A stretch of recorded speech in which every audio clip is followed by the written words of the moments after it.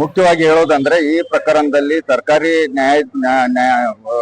ನ್ಯಾಯವಾದಿಗಳಾಗಿ ಗಣಪತಿ ಮಾವುರ್ಕರ್ ಅವರು ಕೇಸನ್ನು ನಡೆಸಿದ್ರು ಸರ್ಕಾರದ ಪರವಾಗಿ. ಮತ್ತೆ ಇದರಲ್ಲಿ ಸರ್ಕಾರದ ಪರವಾಗಿ ಗಣಪತಿ ಮಾವುರ್ಕರ್ ಕೇಸ್ ನಡೆಸಬೇಕಾದ್ರೆ ನಾವು ಅಸಿಸ್ಟಿಂಗ್ ಪ್ರಾಸಿಕ್ಯೂಷನ್ ಅಂತ ನಾನು ಅಡ್ವೊಕೇಟ್ ರಾಮಚಂದ್ರ ಪತ್ತಾರ್ ವಕಾಲತ್ತು ವಹಿಸಿದ್ದೆ.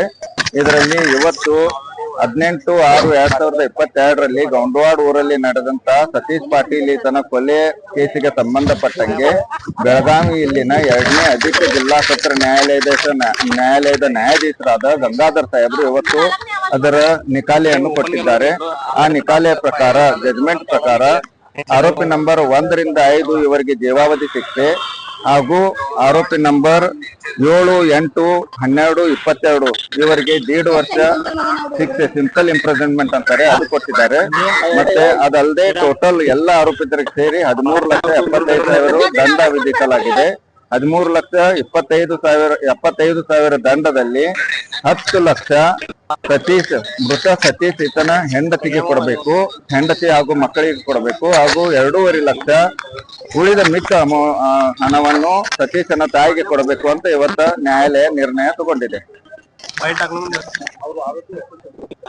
ಅವ್ರ ಆರೋಪಿಗಳ ಹೆಸರು ಬಾಳದಾವ್ ಬಿಡ್ರಿ.